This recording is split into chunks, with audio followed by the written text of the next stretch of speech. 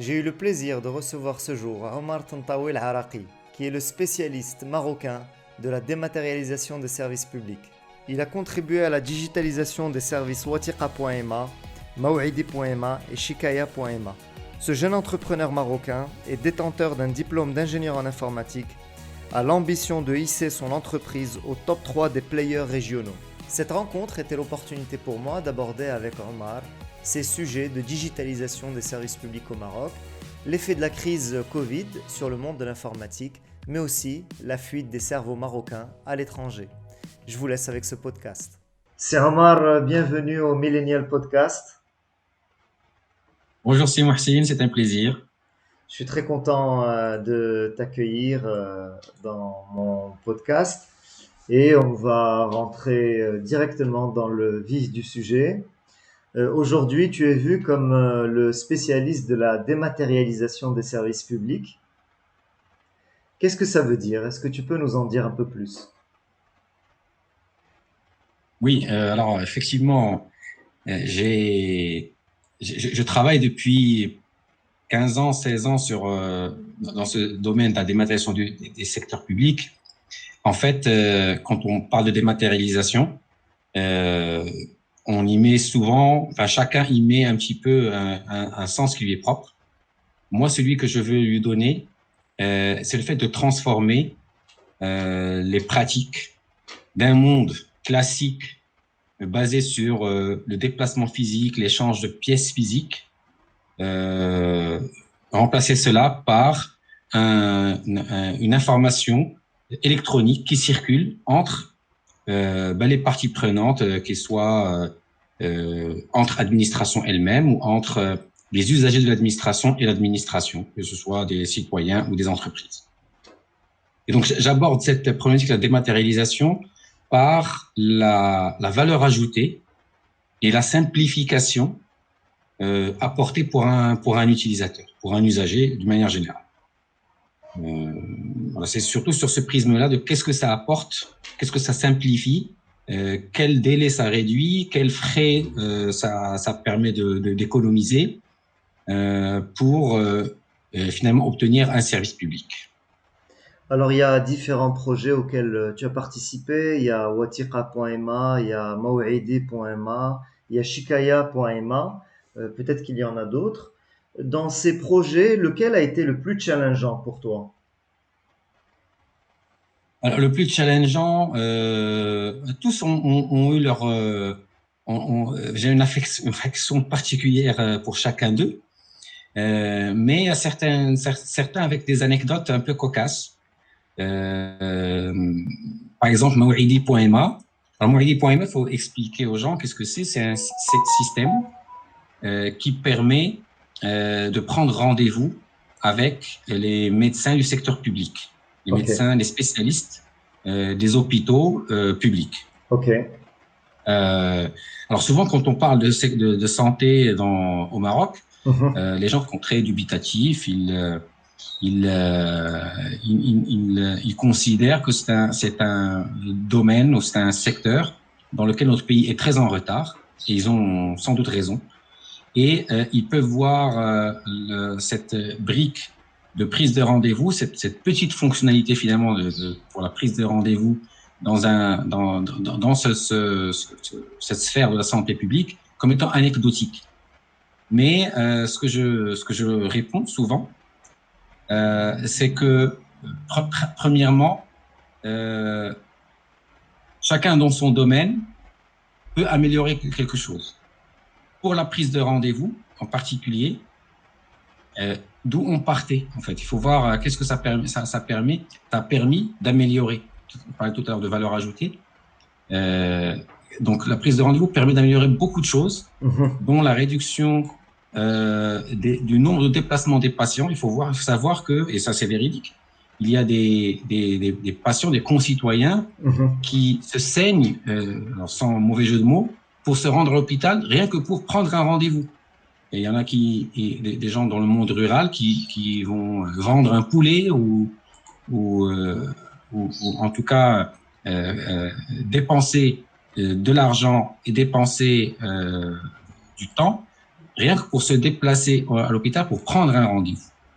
Ensuite, imaginons que la personne est arrivée au niveau de l'hôpital, à qui s'adresser pour prendre un rendez-vous.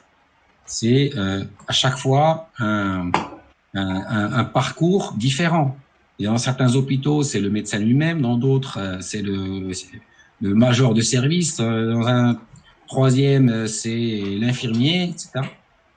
Et donc, il y a une désorganisation et une absence de cohérence pour le parcours du citoyen. Donc, nous, quand on apporte un système de prise de rendez-vous, bien qu'il n'améliore pas l'acte médical, il simplifie grandement le parcours du citoyen qui va prendre rendez-vous, puisque ce système, il y a le canal Internet, mais il y a aussi le canal téléphonique. Et même sur place, il y a un opérateur qui prend rendez-vous. Donc, on sort d'un premier rendez-vous par Mathélène et tout de suite, on s'adresse au préposé pour la gestion des rendez-vous qui va prendre un rendez-vous dans la base de données des rendez-vous disponibles.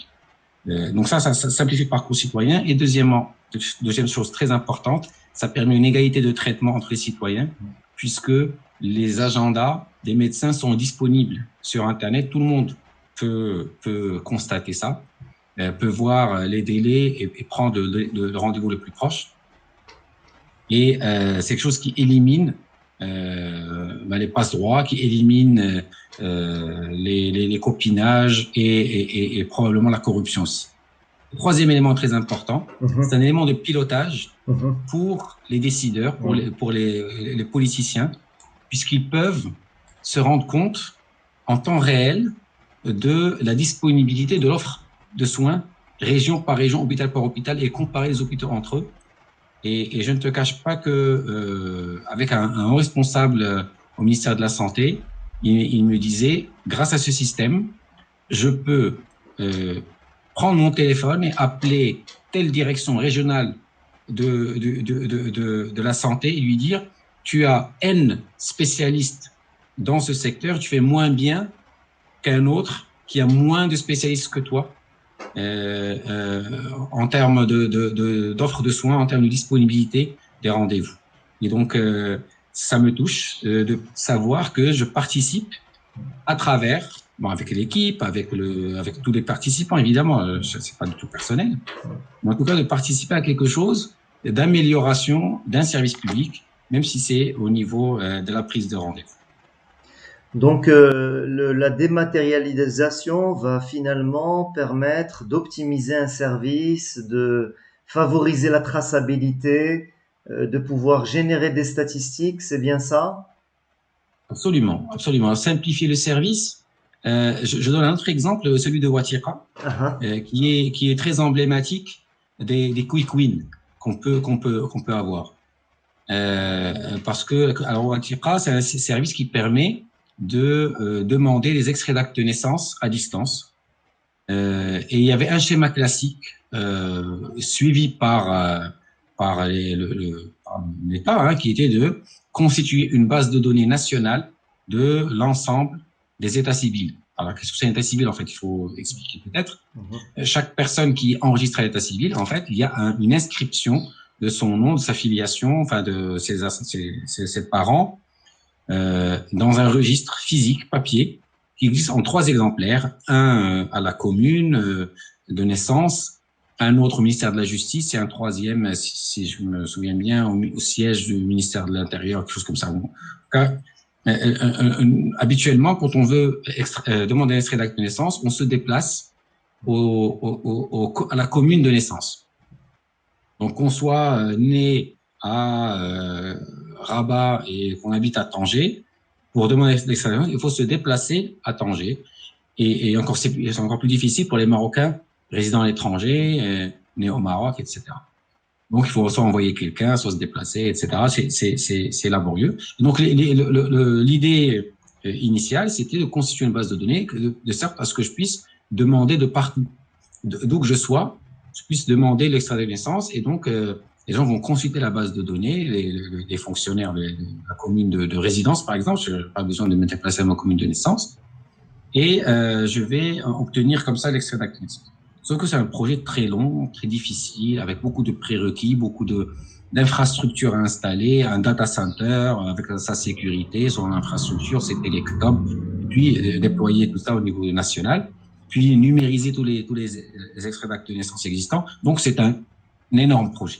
Ce projet continue, mais en même temps, comment résoudre le problème pour le citoyen qui ne doit pas plus se déplacer pour demander un extrait d'acte de naissance. Donc, l'idée est très simple. C'est pour ça que je parle de Quick Win. C'est de mettre en place un guichet électronique. C'est un simple formulaire où les citoyens font leur demande. Ils payent en ligne tous les frais de timbre et les frais de port. Et au niveau de la commune, une simple connexion Internet permet de recevoir les demandes déposées. Et comme si je m'étais déplacé, en fait, j'envoie ma demande par Internet. Et donc, la personne au niveau de ma commune de naissance qui reçoit la demande, alors elle reçoit parce que c'est moi qui dis où est-ce que je suis né, donc ça, c'est un routage qui est simple, et élabore le document comme il le faisait avant, comme si je m'étais présenté physiquement, il le met dans une enveloppe et l'envoie par courrier recommandé, que j'ai déjà prépayé d'ailleurs dans la commande que j'ai passée. Et donc, sans me déplacer, je reçois le document chez moi ou sur mon lieu de travail, après un délai de 3 à 5 jours, puisqu'il y a un délai de port, mais quand même, c'est plus intéressant que de me déplacer. Et d'ailleurs, beaucoup de gens de la même ville préfèrent passer par ce service, parce qu'ils ne sont pas pressés, plutôt que d'aller faire la queue. Et ça, c'est même valable avant le Covid. Donc, les gens qui travaillent n'ont pas envie de dépenser, de passer 2 heures ou une demi-journée à la commune pour... Donc, c'est un élément de simplification. On a dématérialisé uniquement la demande et pas le back-office. Et dématérialiser cette petite partie permet de simplifier le problème pour le citoyen. Donc oui, la dématérialisation permet de simplifier énormément dès lors qu'on l'utilise dans une optique de re-engineering du process et pas de refonte du process, et pas de calcage, je ne sais pas si le terme existe, c'est pas de calquer le processus exactement tel qu'il est en le rendant dématérialisé. C'est penser autrement le service et mettre toujours l'intérêt, la valeur ajoutée au centre de l'idée et de la conception de l'idée. Et donc, si je comprends bien, cette action de dématérialisation, elle ne concerne pas forcément que la fonction publique. C'est quelque chose qui peut aussi s'appliquer aux entreprises, et des entreprises du secteur privé peuvent avoir appel à ce type d'action. Alors oui, clairement. Alors c'est vrai que nous, là, si on parle de focus, on va dire business, moi j'ai démarré dans la spécialité, une expertise particulière autour de la signature électronique. Alors, il se trouve, la signature électronique, qu'est-ce que c'est? C'est un mécanisme qui permet de remplacer la signature manuscrite et donc d'apporter une preuve juridiquement opposable à une transaction électronique. Le plus grand demandeur de ce type de technologie, ça a été au début les administrations, parce que c'est au niveau des administrations qu'il y a les processus les plus réglementés, le fameux fond de dossier, etc., qui nécessitent que tout soit signé et conservé de manière auditable et opposable devant une juridiction. Donc, on a beaucoup travaillé avec les administrations publiques, sauf que les grandes entreprises aussi, ou les établissements publics, donc ça peut être des sociétés anonymes et à capital public, ont aussi besoin de plus en plus de ce type de technologie, notamment pour les échanges avec la sphère externe, avec leurs banques, avec leurs clients, avec leurs fournisseurs. Et donc effectivement, nous avons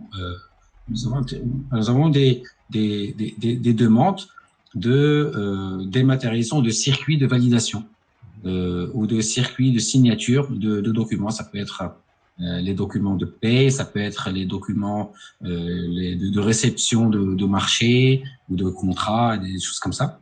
Et donc effectivement, même les entreprises privées ont recours aux services de dématérialisation notamment la dématérialisation à caractère probant. Alors, entre-temps, durant ton activité, il y a eu la crise Covid que nous avons connue ce début d'année. Quel effet ça a eu sur votre activité et sur les relations que vous aviez déjà avec le secteur public et peut-être des entreprises du privé? En fait, l'analyse est très simple. Depuis avant le Covid, notamment dans l'administration publique, il y a une volonté vraiment forte d'aller vers la dématérialisation. Déjà, enfin, je peux dire, c'est vrai qu'au début 2010, etc., on était en train d'essayer de convaincre les gens, mais aujourd'hui, enfin, il y a 1 an, 2 ans, tout le monde est convaincu qu'il faut aller vers la dématérialisation. Mais c'est la manière de faire ou la vitesse qui est relative entre dépend un petit peu des personnes, des porteurs de projets, etc. Alors, le Covid, ce qu'il a apporté, c'est une accélération. Ça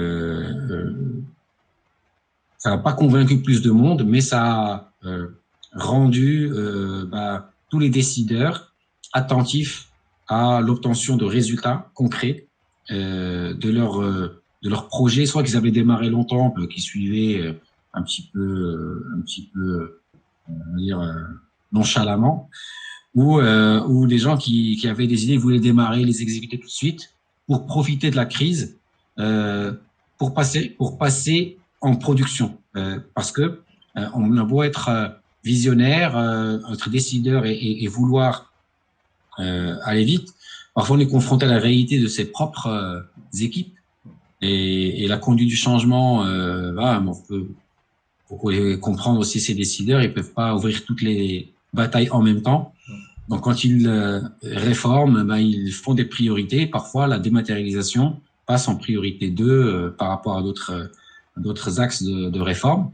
Mais par contre, pendant le confinement, ils voulaient profiter donc du télétravail généralisé pour imposer la dématérialisation comme un moyen tout simplement de travailler. Et donc, on a eu un effet vraiment boost pour les projets. On n'a jamais eu autant d'appels entrants, des gens qui voulaient aller vers nos solutions. Voilà, donc, c'est ce que je peux dire par rapport à l'impact de la crise sur notre travail. Ok, super. Sir Omar, j'aimerais bien que tu nous parles un petit peu de toi et nous dire quel cheminement tu as suivi pour pouvoir arriver à ce type de business et à gérer ce type de business. Alors déjà, il faut dire, moi j'ai toujours travaillé dans ce business. Maintenant, ça fait bientôt 19 ans, enfin 18 ans et quelques, que j'ai démarré mon activité professionnelle. Et j'ai eu la chance, je peux dire, d'avoir touché ce secteur dès mes premières, au tout début de mon activité. Et ça m'a plu. En fait, ça a permis de donner du sens à une technicité. Moi, je suis ingénieur de formation. Déjà, j'ai choisi l'informatique sans conviction, sans savoir dans quel domaine j'allais l'appliquer. Mais je l'ai choisi parce que je savais que ça m'ouvrait des portes de plusieurs métiers. Je voulais pas m'enfermer quand je choisissais en fait dans quelle école, dans quel secteur j'allais m'orienter. Je ne voulais, n'ayant pas d'affinité particulière avec tel ou tel autre domaine métier, j'ai choisi l'informatique parce que je savais que l'informatique était un domaine transversal qui pouvait toucher à tout. Et donc, j'ai juste reporté mon choix à plus tard. J'ai décalé le moment où je devais décider de ce que je voulais faire. Et quand j'ai atterri donc chez mon employeur à Paris, c'était ma première expérience à Paris, c'était une entreprise qui était spécialisée dans ce domaine. Et j'ai pris goût parce que je trouvais ça vraiment gratifiant, à titre personnel, de travailler pour la communauté, de faire des systèmes pour améliorer le quotidien, entre guillemets, à toute garder de proportions gardées. En tout cas, travailler dans un domaine qui te permettait de simplifier la vie même de quelques personnes. Voilà. Et donc, j'ai travaillé pendant 4 ou 5 ans à Paris, voilà, dans je sais pas si on peut dire les entreprises. Bon, chez l'entreprise qui s'appelle Oui, Atexo, bien sûr, à monsieur, je t'en Paris. prie. À Paris, j'ai beaucoup appris là-bas en termes de rigueur, en termes de préoccupation de l'utilisateur final. Finalement, donc on était des techniciens, mais avec une vision utilisateur. Vraiment très important. Il fallait comprendre comment le processus se déroulait, les acteurs, les enjeux pour chacun des acteurs, pour proposer un système à forte valeur ajoutée pour ces utilisateurs-là.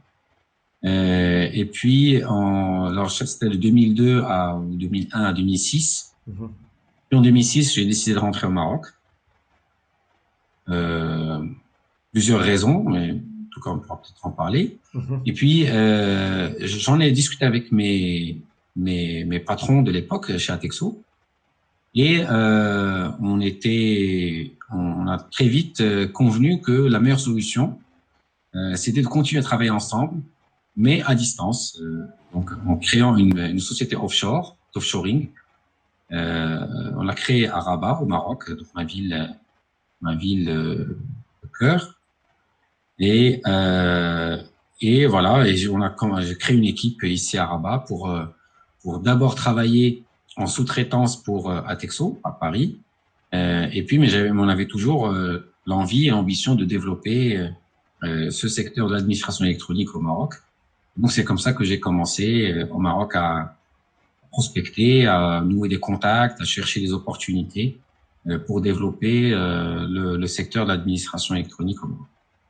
Et là, ce qui t'a amené à Paris, ce sont tes études pour rencontrer Oui, Atexo. effectivement. Effectivement, alors j'ai fait mes classes préparatoires à Rabat, lycée Moulay Youssef. Après, j'ai fait une école d'ingénieur en France, à Bordeaux. Et puis voilà, j'avais le goût de la cryptographie pendant mes études, donc j'ai travaillé un petit peu j'ai choisi un stage de fin d'études autour de la cryptographie. Et puis j'ai candidaté chez Atexo parce que ils cherchaient. Alors Atexo était une structure toute jeune. Il y avait quelques mois d'existence. Il y avait trois associés et un salarié, mais aucun n'était informaticien réellement. Et aucun ne développait des systèmes. Ils travaillaient dans le monde de l'assistance, du conseil autour des problématiques de confiance électronique, donc tout ce qui est signature, etc.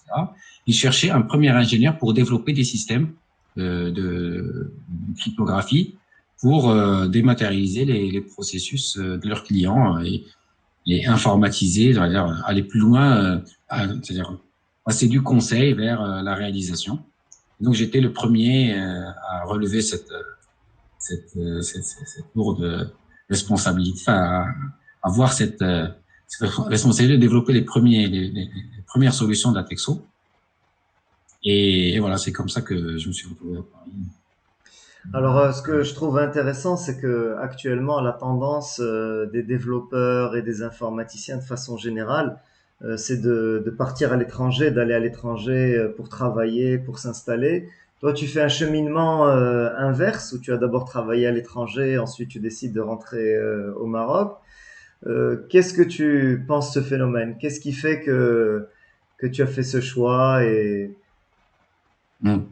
Alors, je ne déroge pas à la règle déjà dans un premier temps, puisque ayant fait mes études en France, je voulais absolument travailler en France.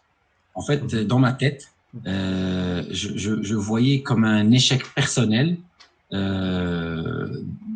l'époque. Hein, je dis pas que je pense toujours ou que c'est une vérité, mais dans mon esprit, il fallait absolument que je trouve un travail en France pour me prouver à moi-même que j'étais capable d'être seul, un immigré dans un pays étranger, voilà, candidater et décrocher un emploi dans une entreprise française. Et donc, voilà, je voulais pas rentrer tout de suite au Maroc. Mais c'est vrai que après quelques années, en fait, le vrai déclencheur, je vais le dire, ça peut être surprenant, c'était la guerre d'Irak. Ah, Voilà, la deuxième guerre d'Irak, donc uh-huh, Bush versus Saddam. mhm, Et donc, moi, je regardais cette guerre et je ne la regardais pas du côté des militaires ou du côté des politiques, mais du côté des citoyens irakiens. mhm. Et je me disais, euh, quand même, ces Irakiens, ils restent chez eux alors qu'il y a la guerre, qui sont attaqués, qui sont sûrs de perdre. Ils restent chez eux. Pourquoi pourquoi ils ne partent pas tous? Et naïvement, je m'étais dit, mais ce sont des gens courageux qui veulent défendre leur terre, défendre leur pays. Force à eux, je suis admiratif. Et ça a généré en moi une contradiction euh, au fond de moi en me disant, et toi, pourquoi tu rentres pas au Maroc? Et là, j'avais toutes les idées qu'on m'avait inculquées depuis tout jeune. Que le Maroc, il y a beaucoup de corruption. Le Maroc est un pays où il y a beaucoup d'obstacles pour travailler. Il y a une mentalité de d'affairisme, enfin une culture d'arrivisme, etc. Euh, et donc, voilà, c'était pas un environnement sain pour s'installer, pour travailler. C'était des idées reçues, hein, je précise Oh bien. oui, oh oui, tout à fait, C'est, oui. j'ai grandi avec cette idée Mhm. et que j'étais un privilégié finalement d'être à l'étranger et ne pas avoir à subir ou à me battre contre ces éléments-là. Puis je me dis, et c'est là où ça a généré la contradiction. Je me suis dit, mais Omar, regarde l'Irakien, il reste chez lui, il se bat contre l'armée américaine, et toi, tu veux même pas te battre contre un corrupteur ou contre voilà, un système de business qui n'est pas très sain. Et donc, ça va pas. Et là, tac, je me dis, voilà, il faut que je rentre au Maroc avec mes principes, avec mes valeurs, avec ce que je sais faire. Et advienne que pourra, ben, je vais chercher à me battre contre ce que je veux combattre. Mhm. Et voilà, très, C'est très. intéressant. C'est intéressant parce que finalement, quand on te voit participer à la dématérialisation, et finalement, je vais utiliser un autre mot, moi je le vois comme de la modernisation des services publics.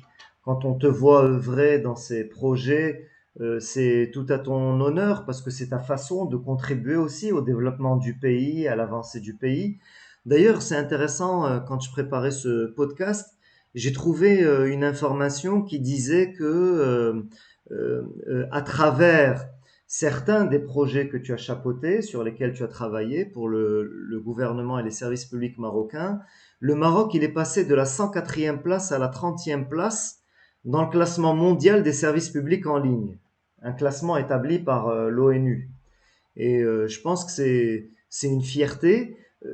Comment tu le vis ça quand tu vois cette statistique, on te dit voilà le Maroc il est passé de la 104e place à la 30e dans le classement mondial des services publics en ligne. Qu'est-ce que ça suscite en toi? Alors, en fait, elle, je n'associe pas mon, ma volonté de développer mon pays à ça. C'est important. Je vais peut-être en parler plus tard, Mhm. mais mais tout le monde n'a pas l'occasion de travailler sur des indicateurs comme ça, systèmes de notation nationaux, internationaux. Par contre, tout le monde peut, à son niveau, participer à améliorer son pays. Euh, que ce soit auprès de sa famille, auprès de son travail, dans son petit environnement autour de lui. Et c'est ça qui est le plus important, c'est avoir un impact positif sur l'environnement immédiat. Après, d'avoir participé à ce genre de chantier, en fait, c'est un chantier où c'est technique finalement en fait. Il faut comprendre ce qui est attendu, comment sont calculés ces indicateurs. et puis mobiliser des gens qui peuvent réellement modifier leur système pour avoir le maximum de points. Donc ça reste très technique, ça reste un résultat qui est intéressant, mais ce qui m'importe le plus, c'est de transformer les usages. Donc la notation, c'est quelque chose qui me rend fier parce qu'on attendait ce résultat, on l'attendait vraiment avec l'équipe, c'était un objectif à atteindre. Mais je suis conscient que ça peut indirectement impacter les gens parce que ces indicateurs sont scrutés par les décideurs mondiaux, les investisseurs, etc. Ils peuvent dire, voilà, si le Maroc se classe dans le top 50 ou dans le top 30, ça veut dire que je peux facilement dématérialiser, enfin, réaliser mes procédures publiques, mes procédures en ligne, et donc ça va peut-être l'encourager à s'installer au Maroc ou à faire du business au Maroc, etc. Mais le plus important, moi je pense, voilà, c'est deux choses. C'est tout le monde peut être fier de ce qu'il fait pour son pays sans que ce soit à ce niveau-là. Et deuxièmement, ce que je recherche, c'est plus l'impact sur le quotidien, la vie quotidienne, que des rapports qui soient ONU ou enfin voilà. Pour toi, ce que tu peux apporter à l'usager en termes de confort est plus important pour toi qu'un classement donné établi par un institut ou une institution. Hein, c'est ça? C'est si je... Absolument. D'accord. Ok. Ok. Super. Alors j'ai vu aussi que dans ton parcours, tu as eu l'occasion de participer à un challenge, je pense organisé par Total, un challenge pour start-up, c'est bien ça? Oui. Et dans lequel tu as fini donc au podium. Donc tu as fait un podium sur ce challenge. Je crois que c'était en 2016, si les documents auxquels je me référais étaient bons. Et tu as réussi donc à obtenir la troisième place sur ce challenge avec un projet allostade.ma. Est-ce que tu peux nous en parler? Est-ce que tu peux nous parler de ce challenge et le processus par lequel tu es passé et en quoi il consistait? Alors en fait, Allo7.ma, c'était une startup que j'avais cofondée avec un associé. Alors lui était spécialiste d'enseignement. Enfin d'ailleurs, il a un groupe scolaire voilà, dans l'enseignement classique. Et moi, voilà, je suis un technicien, un informaticien. Et un jour, il me propose l'idée en me disant, écoute, j'ai l'idée de monter un service de cours particuliers à distance. C'est bien avant Covid, dans les grandes villes, en tout cas, sans doute nos auditeurs, les spectateurs le savent, beaucoup d'élèves dès le primaire ont recours aux cours particuliers ou à l'accompagnement scolaire en dehors de l'école. Et donc lui, il a cette idée de développer ce service. Et je lui propose de nous associer. Il me dit voilà, il me demande quelques conseils, etc. pour monter cette plateforme.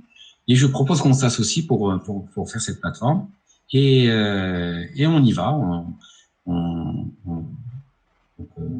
À côté de mon activité d'administration électronique, j'ai encadré des ingénieurs, recruté des ingénieurs pour travailler sur une plateforme pour la tenue de cours particuliers à distance, avec visioconférence, etc. Développer cette plateforme. Et puis, c'est dans ce cadre qu'on a candidaté au challenge de Total. C'est un challenge qui est sur toute l'Afrique, mais pays par pays. Donc, nous, on était en face à d'autres startups marocaines. Et voilà, on a obtenu le troisième rang. C'est aussi une fierté d'avoir. Alors après, le service il s'est arrêté parce qu'on n'avait pas la rentabilité, on n'avait pas les fonds pour continuer à supporter les frais du service. Mais je garde un très bon souvenir de cette expérience, même si au final c'était un échec commercial, mais ça m'a appris beaucoup de choses. Donc voilà, c'est une petite parenthèse dans ma vie professionnelle dont je garde beaucoup de souvenirs très Alors, positifs. échec commercial, maintenant quand on en parle, on est surpris parce que au vu de l'actualité de cette année, la formation à distance ou l'enseignement à distance était un sujet récurrent et un sujet important. Même aujourd'hui, certaines écoles ont investi massivement dans de la formation en ligne. Qu'est-ce qui a manqué? Est-ce que le projet est arrivé trop tôt? Moi, je pense que c'est un peu, ça peut être un peu prétentieux de dire trop tôt. Ce qui a manqué, moi, en fait, on connaissait pas bien le secteur du B2C sur Internet. Mhm. Moi, je viens du B2B. Voilà, je sais lire un marché. Enfin, je sais les paramètres du marché du B2B. Les paramètres du marché du B2C, je connaissais pas du tout. Et donc, on a fait un business model euh, qui ne correspond pas à l'attente du consommateur marocain. Voilà, je pense que c'est ça qui a manqué, que ce soit en termes de canaux de paiement, que ce soit en termes même d'explication du service, parce que on avait imaginé un service à la carte, alors que le domaine du cours particulier, il est très structuré en termes en fait, d'heures de cours. Les gens achètent des heures de cours. Mhm. Et souvent, c'est imposé par les parents. Alors que nous, c'était un service où c'était à l'initiative de l'élève qui choisissait la durée et la matière pour laquelle il voulait consulter un professeur. Mais ça ne marchait pas parce que voilà, on n'était pas en phase avec la pratique usuelle en matière de cours particuliers. Également, le problème du paiement en ligne, c'est finalement très peu développé au Maroc. Le e-commerce qui marche bien, c'est le paiement à la livraison. Mhm. Mais encore au Maroc, c'est pas l'achat par les moyens électroniques. Et alors nous, on livre rien, on livre un service, donc on peut pas dépêcher quelqu'un se faire payer. Donc voilà, je pense que ça, il y a beaucoup d'ingrédients qui ont manqué, Mhm. même si l'idée est intéressante, le marché est important en termes de taille, mais la mise en œuvre, je pense qu'elle manquait de réalisme par rapport à au marché marocain. Mhm. Ok. Alors là, on a vu avec le Covid, avec le confinement, il y a eu des effets, il y a eu des impacts directs sur certains secteurs d'activité. Donc certains ont pu s'en sortir et ont pu en fait dépasser cette crise. Par contre, d'autres se sont quasiment totalement arrêtés. Je pense à l'aviation, je pense au tourisme, je pense à la restauration aussi qui connaît beaucoup de difficultés. Selon toi, quel effet a eu le Covid sur ton secteur, sur ton domaine plutôt, ton domaine de l'informatique? Et on va l'élargir hein, on va l'élargir davantage que ce que comporte ton activité. Quel effet a eu sur le monde informatique? Et selon toi, cet effet qu'a eu Covid sur l'informatique, comment ça se traduira dans les prochains mois, dans les prochaines années? Quelles sont les perspectives que tu vois? Quelle analyse tu fais de la situation et et quelle situation future tu imagines? Alors, immédiatement après l'apparition de la crise du Covid et surtout avec l'interdiction des voyages, la fermeture des frontières, on a constaté un arrêt de la fuite vers l'étranger, voilà, des ingénieurs, parce que Ah ouais. commençait vraiment à sentir cette, cette diminution, cette raréfication des des ingénieurs, personnes qualifiées dans ce domaine. Et donc là, le fait qu'il y ait une possibilité de se déplacer a stoppé cette tendance. Et donc, on a de nouveau la possibilité d'avoir le choix sur les ressources dans le monde informatique. Maintenant, il faut concrétiser, si je peux dire. Il faut arriver à proposer collectivement aux talents marocains une bonne raison de rester autre que la fermeture des frontières. À nous d'aller chercher ce qu'ils attendent, que ce soit dans l'aspect professionnel purement, ou également dans les autres aspects, chacun dans son domaine, ce qui rend quelqu'un heureux dans une entreprise, dans une société, de manière générale. Une société, c'est la cité. Au sens large. L'environnement, la communauté, voilà, au sens large. Et donc, voilà, je pense qu'un des impacts dans le futur, ça va être de mieux réfléchir à ce qui peut retenir nos talents chez nous. Et voilà, pour les garder, on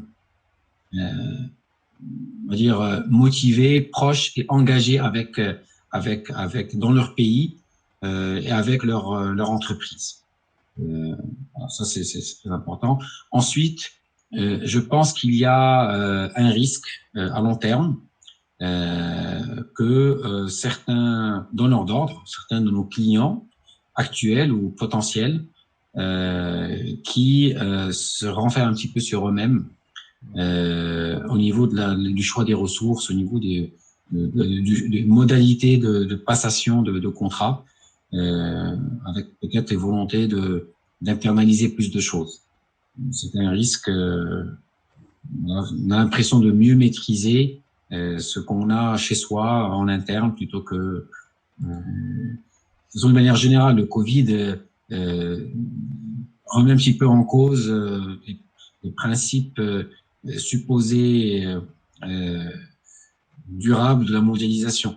Et donc, nous, en tant qu'outsourceurs maintenant IT, surtout lorsqu'on regarde le marché étranger, européen, américain, etc., il y a cette crainte de voir voilà, les besoins d'externalisation un petit peu freinés. Et donc, il faut travailler sur ça, renouer le contact avec ses clients et les rassurer quant à la capacité à délivrer et à rester opérationnel coûte que coûte pour l'intérêt de leur business. Donc, tu as évoqué la fuite de nos ingénieurs à l'étranger. Je pense que c'est un vrai sujet pour le domaine informatique au Maroc. Pour toi, quelles sont les principales raisons de leur départ? Est-ce que c'est une question de salaire ou c'est une question d'environnement de vie? C'est quoi au juste qui les fait partir? Déjà, je pense que c'est multiple. Déjà, la jeunesse, par définition, aime voyager, aime se déplacer, aime découvrir d'autres choses. Donc, ça, il faut pas le nier. Il y a cette volonté, on va dire presque naturelle chez l'être humain de vouloir aller voir ailleurs comment ça se passe, découvrir d'autres environnements. Ça a toujours existé. Par contre, je pense qu'aujourd'hui, à compétences égales, les gens se comparent avec leurs homologues dans d'autres pays, mais sur tous les pans de la vie, pas uniquement sur l'entreprise elle-même, mais aussi sur les autres aspects, sur l'éducation de leurs enfants, sur l'avenir, sur la santé, sur la justice, sur les libertés, sur quelle perspective d'avenir pour eux-mêmes, pour leur famille. Et donc, certains peuvent faire le choix d'aller chercher à maximiser certains paramètres aux dépens d'autres, finalement, parce que le Maroc n'est pas invivable. Loin de là. Il y a des éléments très positifs chez soi déjà. Moi,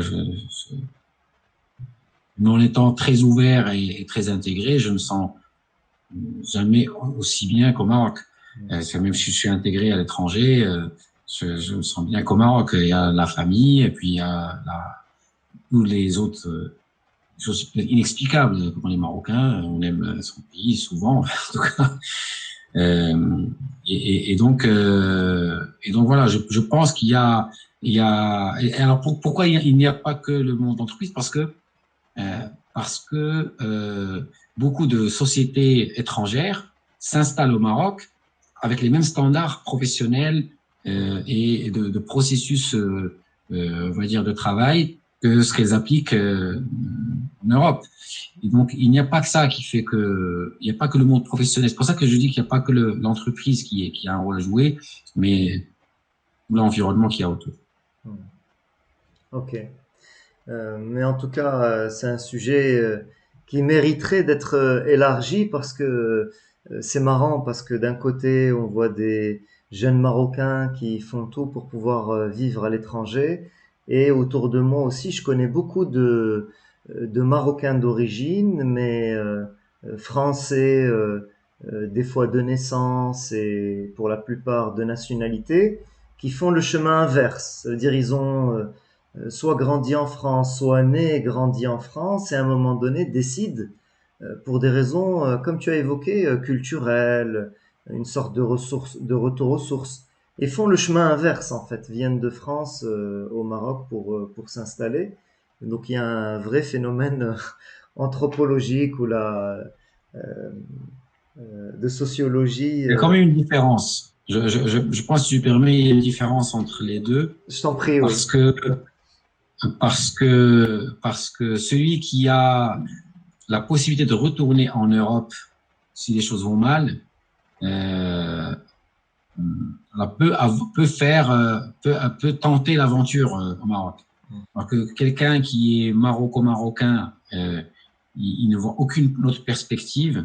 Il peut être tenté lorsqu'il y a une fenêtre ouverte, un appel vers l'Europe, euh, de prendre cette opportunité, de la saisir.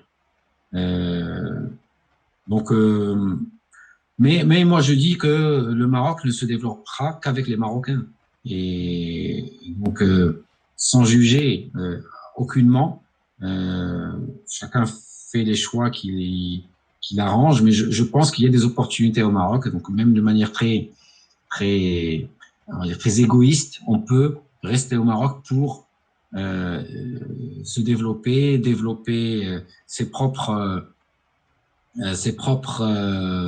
son propre business, développer humainement aussi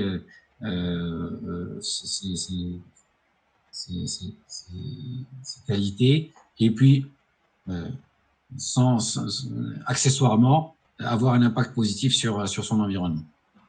Et là, si Omar, si tu avais en face de toi des jeunes ingénieurs en informatique, peut-être encore en cours d'études ou peut-être prêts à aller sur le marché de l'emploi, quels conseils tu leur donnerais? Est-ce qu'il y a des conseils de filière ou est-ce qu'il y a des conseils de choix d'entreprise sur lesquels tu pourrais les conseiller? Qu'est-ce que tu pourrais leur dire? Alors, j'ai pas tout bien entendu la question, mais je crois que tu me demandais les conseils que je pourrais donner à un jeune diplômé ou quelqu'un qui s'intégrer s'intégrer prochainement dans le monde du travail, vers quel choix il pourrait Voilà faire. un jeune ingénieur informatique. Quelqu'un D'accord. qui serait en cours d'études maintenant, quel conseil tu pourrais lui donner? Alors en fait, j'ai l'habitude de discuter avec les jeunes recrues ou les candidats que je rencontre dans le cadre des recrutements. Et je dis souvent, euh, il faut travailler dans un environnement qui te permet de libérer ton énergie. Euh, mais avant de libérer son énergie, il faut se découvrir, savoir qu'on a cette énergie. Moi, j'ai eu la chance, pendant mes études, de rencontrer un maître de stage qui a transformé ma vie. Je lui dois beaucoup de choses.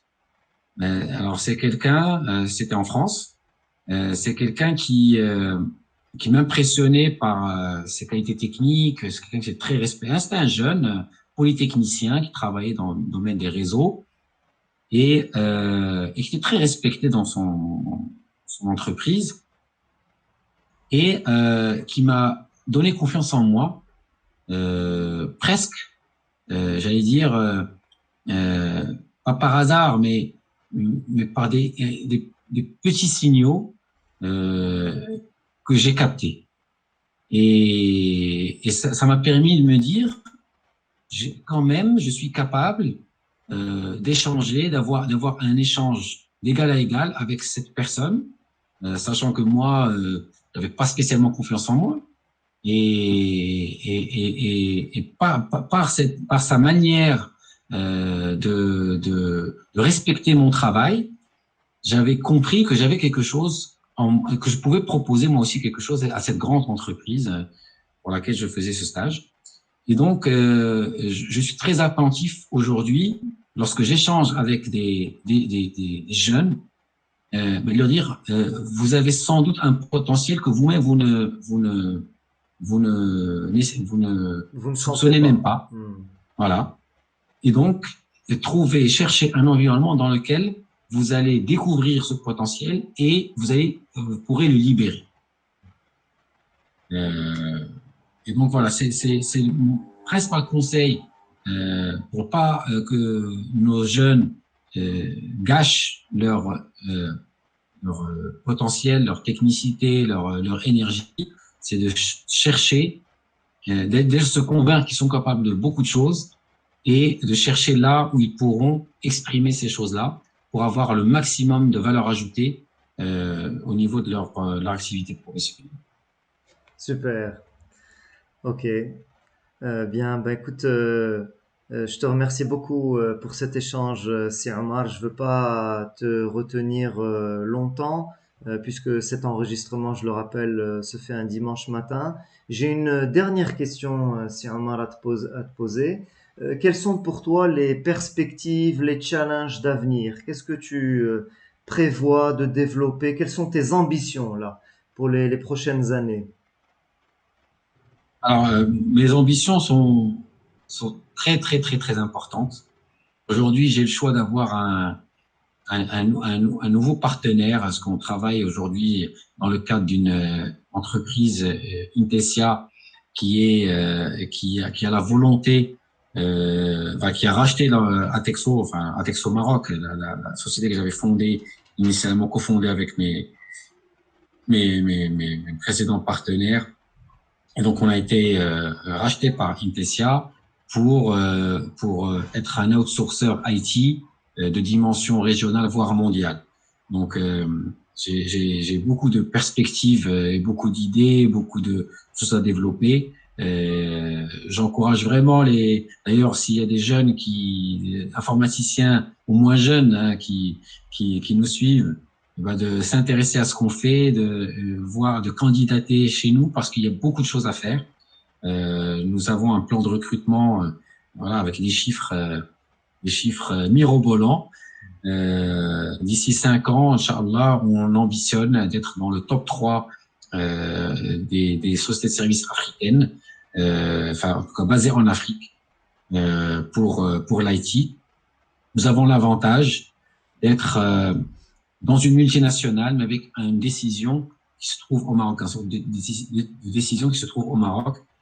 C'est un avantage non négligeable pour toute personne qui souhaite développer une carrière internationale, mais d'être assuré, d'être entouré de décideurs ou de managers qui sont sensibles à la volonté, enfin qui sont sensibles à ce besoin de développer aussi l'aspect sociétal et impact positif sur le Maroc, les Marocains. Donc voilà, beaucoup de perspectives, Inch'Allah, très intéressantes. Rejoignez-nous. Je profite de ton, pardon, hein, Avec de plaisir, je t'en pirater un petit prie. peu Non, je t'en prie. ton... Je t'en prie, c'est Omar, au contraire. Alors, pour te contacter, quel est le meilleur moyen? Est-ce que c'est via LinkedIn? Est-ce que c'est via un Absolument. site? Absolument. Alors, LinkedIn, c'est le canal privilégié. Mhm. Ensuite, sur le site d'Intelsia, il y a Intelsia IT Solutions, qui est la branche IT, voilà, dont j'ai parlé tout à l'heure. Il y a aussi le LinkedIn de IT Solutions, Intelsia IT Solutions.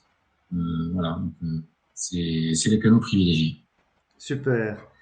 Et voilà, Sidi, je vous souhaite la réussite que vous ambitionnez et j'espère, Inch'Allah, que vous pourrez atteindre ce bel objectif. Je te remercie pour ce moment passé ensemble, Si Omar. Merci beaucoup, Simon. C'était vraiment un plaisir et un honneur d'avoir été invité par toi. J'apprécie beaucoup ta bienveillance, voilà, l'énergie que tu transmets. Et donc, je suis vraiment très honoré de faire partie de ton podcast. Barakallahu fik. Merci beaucoup, Si Omar. Merci à toi.